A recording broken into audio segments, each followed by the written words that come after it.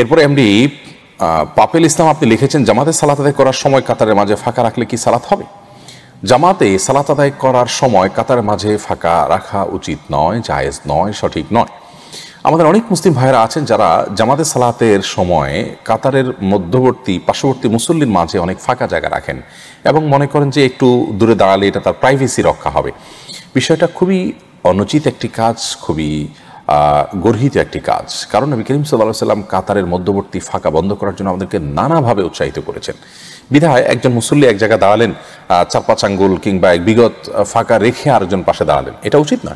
অনেকে পাশাপাশি দাঁড়াতে আসলে গায়ের সাথে হয়তো মিলে গেলেন, টাচ হয়ে গেলেন, এরকম হলে সেটাকে খুব ভালোভাবে দেখেন না এবং বলেন যে আপনি গায়ের দিকে কেন আসছেন। এটি আমাদের নেহায়েতে ভুল ধারণা। এ সম্পর্কে আবু দাউদের একটি হাদিস আমি শোনাতে চাই। আব্দুল্লাহ ইবনে ওমর রাদিয়াল্লাহু আনহু বর্ণনা করছেন। এই হাদিসের ভাষ্যগুলো যদি আপনি লক্ষ্য করেন তাহলে বিষয়টা আপনার কাছে পরিষ্কার হয়ে যাবে যে কাতারের মধ্যে ফাঁকা না রাখার বিষয়ে নবী করিম সাল্লাল্লাহু আলাইহি ওয়াসাল্লাম কি পরিমাণ গুরুত্ব আরোপ করেছেন। তিনি বলেছেন, আকিমুস সুফুফ ওয়া হাযু বাইনাল মানাকিব, তোমরা সফ সোজা করো এবং কাঁধগুলোকে বরাবর করো, অর্থাৎ কাঁধগুলোকে এদিক সেদিক রেখো না, কাতার যাতে সোজা হয় সেজন্য বরাবর করো। ওয়াসুদ্দুল খালাল, এবং কাতারের মধ্যের ফাঁকাগুলোকে বন্ধ করো।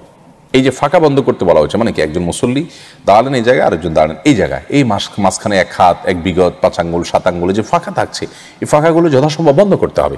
ওয়ালিনু বিআইদি ইখওয়ানিকুম, নবী সাল্লাল্লাহু আলাইহি ওয়াসাল্লাম আরো বলেছেন, তোমাদের ভাইদের হাতগুলোর সাথে তোমরা একটু নম্রতার আচরণ করো। তার মানে পাশে যিনি আছেন তার পাশে মিলে দাঁড়াবেন, সেটাকে তিনি ভালোভাবে দেখবেন এবং এটা সৌহার্দ্যপূর্ণ এবং আন্তরিকতাপূর্ণ মানসিকতা নিয়ে একে অন্যের সাথে দাঁড়াবেন।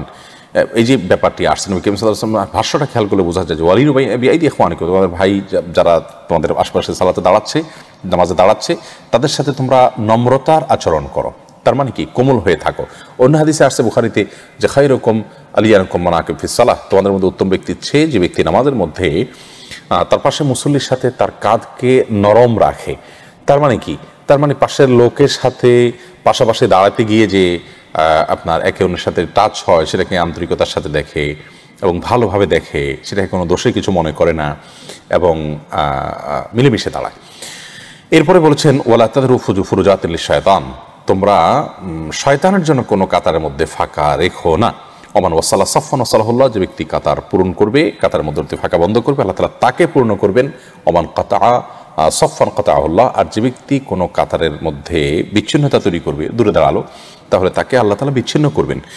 মুআজামে আওসাত তাবরানীর একটি হাদিস আম্মা জারা আয়েশা থেকে বর্ণিত, সেই হাদিস নবী করিম সাল্লাল্লাহু আলাইহি ওয়াসাল্লাম বলেছেন যে নিশ্চয়ই আল্লাহ এবং তার আল্লাহ তাআলা রহমত নাযিল করেন এবং তার ফেরেশতারা দোয়া করেন ওই ব্যক্তির জন্য যে ব্যক্তি কাতারগুলোকে আপনার সংযুক্ত করে, কাতারের মধ্যে ফাঁকা না রাখে।